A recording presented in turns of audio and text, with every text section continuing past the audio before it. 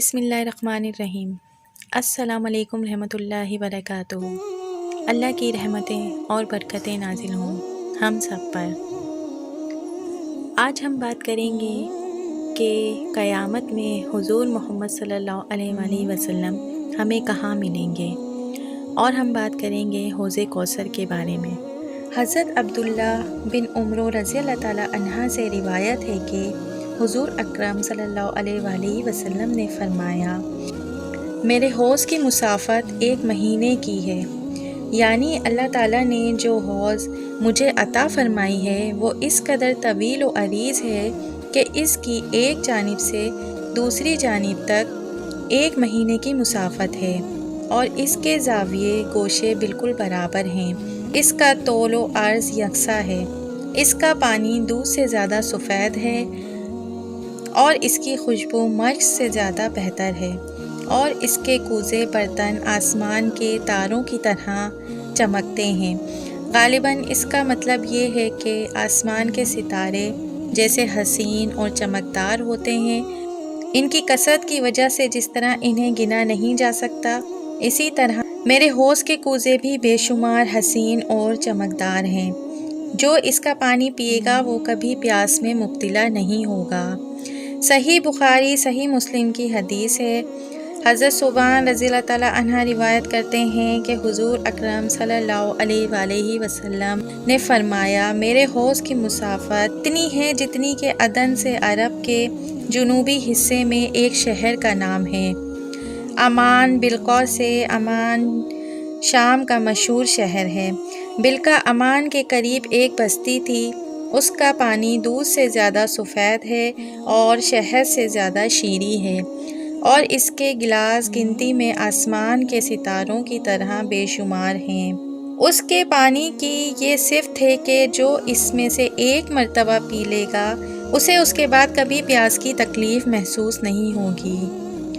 اس حوض پر سب لوگوں سے پہلے میرے پاس پہنچنے والے فقراء مہاجرین ہوں گے، پریشانوں گندہ سروں والے، میلے کچیلے کپڑوں والے، جن کا خوشحال و خوش عیش عورتوں سے نکاح نہیں ہو سکتا تھا اور جن کے لیے دروازے نہیں کھولے جاتے تھے، وہ اگر کسی کے گھر پر جائیں تو ان کے میلے کچیلے کپڑے اور ان کی شکل و صورت کی وجہ سے کوئی ان کو اپنے گھر میں نہیں بلاتا تھا، وہ لوگ سب سے پہلے میرے حوض پر ہوں گے۔ حضور اکرم صلی اللہ علیہ وسلم نے اپنے مبارک الفاظ کے ذریعے فقراء مہاجرین کے لیے کتنی بڑی خوشخبری سنا دی ہے۔ یہ فقراء مہاجرین انتہائی غربت میں زندگی گزارتے ہیں، اور ان کے دلوں میں دنیا کی محبت اور رغبت ذرہ برابر بھی نہیں ہوتی تھی۔ حضرت سمرہ رضی اللہ تعالیٰ عنہ سے روایت ہے کہ کہتے ہیں کہ رسول اکرم صلی اللہ علیہ وآلہ وسلم نے فرمایا کہ آخرت میں ہر نبی علیہ السلام کا ایک حوض ہوگا، اور ان کے درمیان وہ اس پر فخر کریں گے کہ ان میں سے کس کے پانی پینے والے زیادہ آتے ہیں، اور میں امید رکھتا ہوں کہ سب سے زیادہ لوگ پینے کے لیے میرے پاس آئیں گے اور میرے حوض سے سیراب ہوں گے۔ حضرت انس رضی اللہ تعالیٰ عنہ سے روایت ہے کہ حضور اکرم صلی اللہ علیہ وآلہ وسلم کے خادم خاص تھے، انہوں نے فرمایا کہ میں نے رسول اکرم صلی اللہ علیہ وسلم سے عرض کیا کہ قیامت کے روز آپ صلی اللہ علیہ وآلہ وسلم میری شفاعت فرمائیں گے؟ آپ صلی اللہ علیہ وسلم نے فرمایا کہ میں یہ تمہارا کام کروں گا۔ میں نے عرض کیا تو قیامت کے روز میں آپ صلی اللہ علیہ وآلہ وسلم کو کہاں تلاش کروں؟ آپ صلی اللہ علیہ وآلہ وسلم نے فرمایا، سب سے پہلے جب تمہیں میری تلاش ہو تو صراط پر مجھے دیکھنا۔ میں نے عرض کیا، اگر میں آپ صلی اللہ علیہ وسلم کو صراط پر نہ پا سکوں تو پھر کہاں تلاش کروں؟ آپ صلی اللہ علیہ وآلہ وسلم نے فرمایا، تو پھر مجھے میزان کے پاس تلاش کرنا۔ میں نے عرض کیا، اور اگر میں میزان کے پاس بھی آپ کو نہ پا سکوں تو پھر کہاں تلاش کروں؟ آپ صلی اللہ علیہ وآلہ وسلم نے فرمایا، تو پھر مجھے حوض کے پاس دیکھنا، کیونکہ میں اس وقت ان 3 مقامات سے دور کہیں نہیں جاؤں گا۔ حضور اکرم صلی اللہ علیہ وسلم کا مشفقانہ انداز آپ نے ملاحظہ کیا کہ کس طرح اپنے خادم کے ہر سوال پہ انتہائی شفقت اور محبت سے جواب دیتے رہے۔ کہیں بھی آپ صلی اللہ علیہ وسلم نے ذرہ برابر بھی جھنجھلاہٹ کا مظاہرہ نہیں فرمایا۔